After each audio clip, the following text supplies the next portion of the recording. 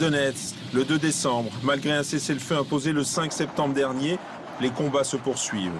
Reporter, ça veut dire, pour l'instant on ne livre pas, mais on va livrer. Si les conditions sont réunies.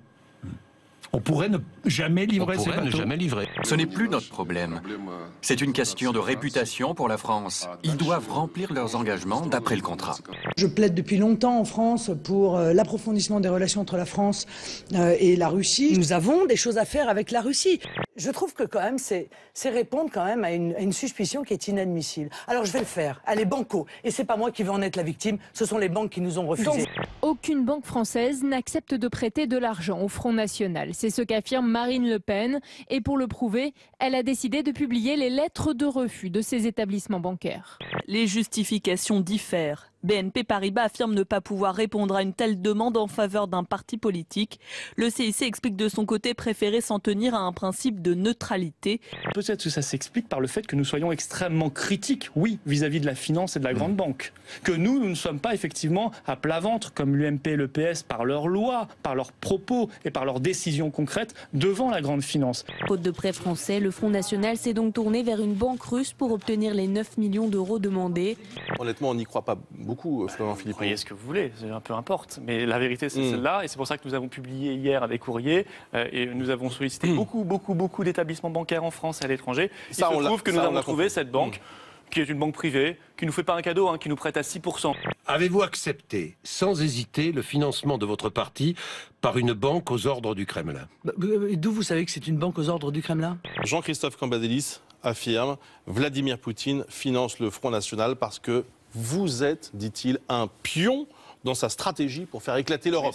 C'est la théorie du complot. C'est pas le problème de ceux qui ont refusé, c'est le problème de ceux qui ont prêté. Monsieur Bourdin, vous faites... Marine Le Pen. Non, mais Monsieur Bourdin, quand vous achetez... Qui a prêté? Qui vous a prêté? Non mais écoutez, quand vous achetez... Une banque, Monsieur Bourdin. Une banque. Bon. Aux ordres du Kremlin. Pourquoi? Arrêtez votre cinéma. Je pense qu'on n'est même plus dans le débat politique. Je pense que Monsieur Cambadélis et consorts, d'ailleurs, ceux qui ont le même genre d'argument, doivent se ressaisir. You've been taking a lot of shots at my job.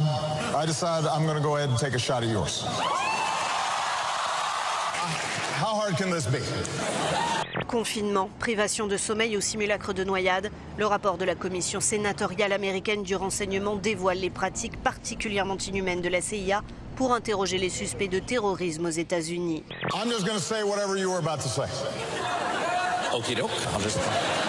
Il était important pour nous, et je pense que c'est ce qui fait notre différence, d'admettre que lorsque nous faisons quelque chose de mal, nous le reconnaissons. Il peut y avoir des cas, permettez-moi de vous dire, où quand une bombe tic-tac, tic-tac, tic-tac doit exploser dans 1 heure ou dans 2 heures et accessoirement peut faire 200 ou 300 victimes civiles, où il est utile de faire parler la personne pour savoir où est la bombe. Même sous la torture. Ouais.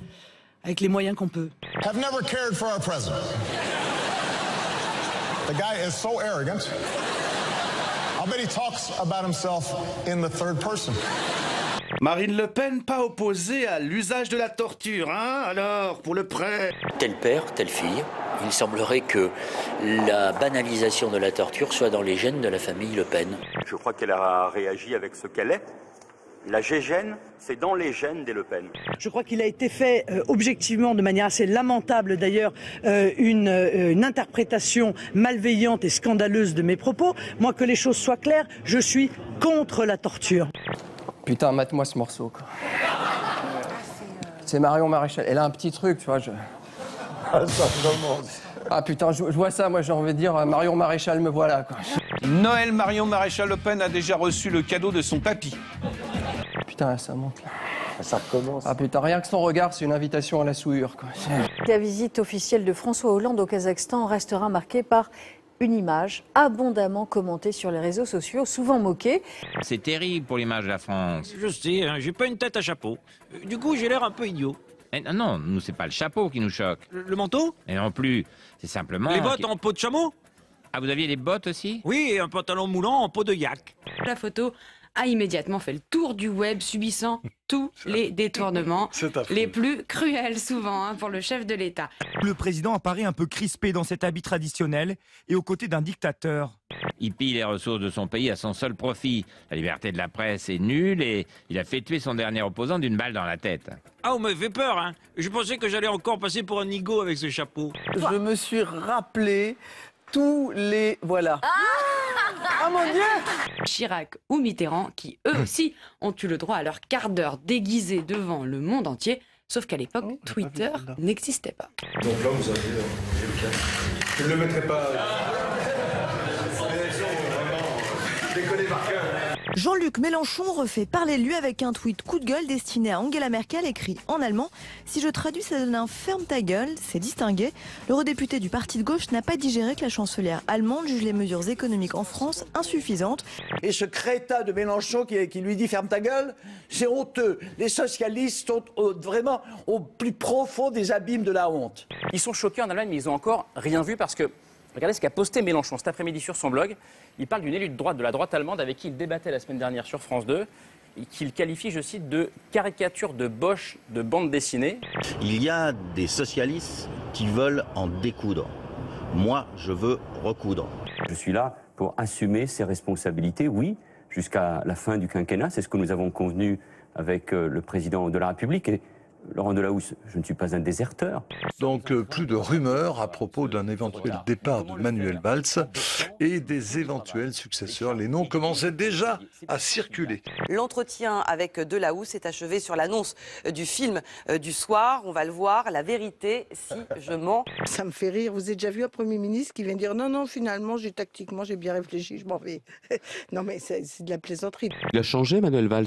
J'ai trouvé que Manuel Valls s'était hollandisé. Je crois que François Hollande a déteint sur lui. On attendait que ce soit lui qui fasse bouger François Hollande et manifestement c'est François Hollande qui l'a transformé. Mais face aux difficultés. En fait il est venu simplement, comme c'est un adepte des déclarations d'amour, renier les déclarations d'amour qu'il avait faites avant au patronat, aux uns et aux autres. Mais c'est quoi ce pays?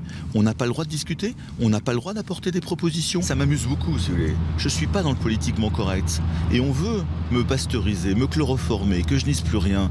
Mais je dis la maison brûle, les gars. Il s'agit, dans la proposition que nous faisons, de passer de 5 à 12 dimanches. Et cela se fera avec les maires pour permettre des commerces d'ouvrir. Toute la majorité est d'accord sur cette question-là? Il y a un moment où il faut mettre des limites. Il y a ce repos dominical qui doit aussi être un temps où on essaie de faire autre chose que travailler ou que consommer. Mon objectif de député de gauche, c'est pas de permettre dans le quinquennat de voter toutes les mesures que Sarkozy n'avait pas réussi à voter et qu'on avait combattues quand on était dans l'opposition. Voilà, je veux dire, le travail du dimanche, on a toujours été contre. Le texte d'Emmanuel Macron, c'est pour ça qu'il aura une majorité au Parlement, c'est qu'il est réellement de gauche. Quand je dis réellement de gauche, c'est réellement qui est important. C'est-à-dire qu'on n'est pas dans les fantasmes. Et c'est ce que nous avons dit au MEDEF, et aujourd'hui, on le retrouve dans une loi. Donc il faut continuer cette méthode d'installer les sujets pour que ce soit débattu. C'est une bonne chose. Et donc ce que propose aujourd'hui Emmanuel Macron va véritablement dans la bonne direction. C'est ce projet de loi Macron qui est présenté en ce moment même en Conseil des ministres. Et vous le voyez au même moment, Martine Aubry qui publie une tribune dans laquelle elle part en guerre contre la réforme emblématique de cette loi Macron. C'est quand même pas rien. J'en fais tout, sauf un sujet de confrontation. Bon, donc nous avons eu le travail le dimanche. Martine Aubry, elle travaille le dimanche. J'imagine qu'il y a d'autres sujets. Vous savez, dans le Nord, les magasins qui nous intéressent, ils sont déjà ouverts le week-end. Ah bon, lesquels? Les bistrots. Aïe. Et vu les apéros qu'on s'envoie le samedi soir, il vaut mieux pas qu'on aille bosser le lendemain. Hein. Donc si son patron, au moment de l'embaucher, lui dit « Êtes-vous prêt à travailler le dimanche ?» Il peut répondre non et il est sûr d'être embauché. Il peut répondre non, je ne travaillerai pas le dimanche. Voilà, au revoir monsieur, merci. Et comme disait Martine Aubry, quand c'est flou, il y a un loup. Monsieur Macron, vous avez évoqué une compensation salariale pour les salariés qui travailleront le dimanche, mais il reste un flou. C'est important, il ne faut pas qu'il y ait de flou, monsieur Macron, vous voyez ce que je veux dire. Faites 2 secondes l'épreuve du réel. Doubler le salaire, une grande surface en périphérie peut le faire. Voyez si un petit magasin aujourd'hui ouvert, dans une zone touristique, peut payer double. Vous verrez qu'il fermera. On arrive à en sourire, en témoigne ce dessin de 2 lignes dans la croix. Repassez dimanche, on sera ouvert, dit l'un. Je ne peux pas, le dimanche, je travaille. C'est essentiellement les femmes qui vont être frappées par cette affaire. Pourquoi? Parce que la main-d'œuvre dont il est question dans la restauration, la distribution, etc., c'est surtout la main-d'œuvre féminine. Je crois qu'il y a une gauche du réel, oui, puis il y a une gauche qui, trop préoccupée de construction théorique et d'idéal, oublie de regarder le monde tel qu'il est et donc renonce d'une certaine manière à le changer réellement. On fait une manif contre le travail du dimanche? Mélenchon, quand? Bah dimanche. T'es con. Ce texte est scandaleux parce que c'est un fouillis innommable dans lequel on mélange les lignes de bus, les professions réglementées, les déchets nucléaires, l'ouverture le dimanche. Si on veut être péjoratif, on dit fourre-tout. Si on veut être objectif, on dit cohérent. Bon, écoutez, on va travailler le dimanche, on va travailler de nuit, les licenciements vont être facilités, la médecine du travail va être supprimée, l'inspection du travail va perdre son indépendance et on va pouvoir ne plus voter pour les prud'hommes et eux-mêmes vont être mis sous tutelle. On va en discuter, c'est un débat entre le gouvernement et sa majorité. Il n'y a pas de quoi appeler ça une crise. Je ne sais même pas comment la gauche peut imaginer présenter une loi pareille. Après 2 heures de discussion, le ministre paraît confiant. Moi, je peux vous dire que j'avais une majorité de députés jusqu'à la fin pour débattre avec moi aujourd'hui. C'est tout ce qui m'importe. Je pense que nous n'avons jamais été aussi peu divisés. Dimanche soir, la télé américaine a diffusé le doc sur Paul Rosely, ce naturaliste qui a essayé de se faire avaler vivant par un anaconda. Contre le chômage, la première mesure que vous prendriez, par exemple? Je mettrais M. Macron à l'intérieur de l'anaconda tout à l'heure, déjà, comme ça on l'entendra un petit peu moins. Le ministre de l'économie est l'allié de la grande distribution. Bien sûr, c'est un ancien de la banque Rothschild. Il est là pour faire la politique de gros intérêts qui ont mis main basse sur la France. Il y a beaucoup de choses beaucoup plus graves encore que ça. La privatisation massive qui est inscrite dans cette loi Macron. Sans cette bonne raison de s'opposer à autant de mesures libérales, donc on peut souhaiter qu'au mois de janvier, en effet, M. Macron qui veut voir absolument les gens le dimanche, qu'il les voit par exemple dans la rue. C'est un message qui consiste à demander une vraie concertation, pas une mascarade comme ce à quoi nous avons assisté depuis maintenant 5 mois. La question, c'est donc de savoir pourquoi nous sommes devenus inaudibles. Certains prétendent que c'est parce que la gauche ne serait pas assez à gauche.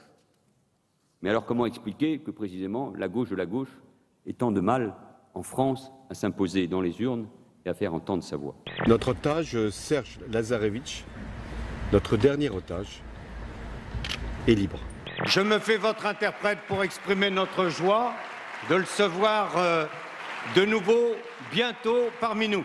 Image de Serge Lazarevitch qui a posé le pied sur le sol français, c'était il y a moins d'1 heure. Il y a des pays qui ne paient jamais, dont on sait qu'ils ne paient pas, comme les Britanniques par exemple. Il y a des pays qui paient toujours, les Italiens par exemple. Et il y a des pays qui disent ne pas payer. Le dernier otage français libéré, c'est pas Serge, c'est Lionel. Il a été nommé au Conseil constitutionnel. Et n'oubliez jamais qu'être un homme libre, c'est faire attention à soi. Partout où vous allez, comme a dit Monsieur le Président, faites attention, parce que la liberté, c'est plus cher que tout.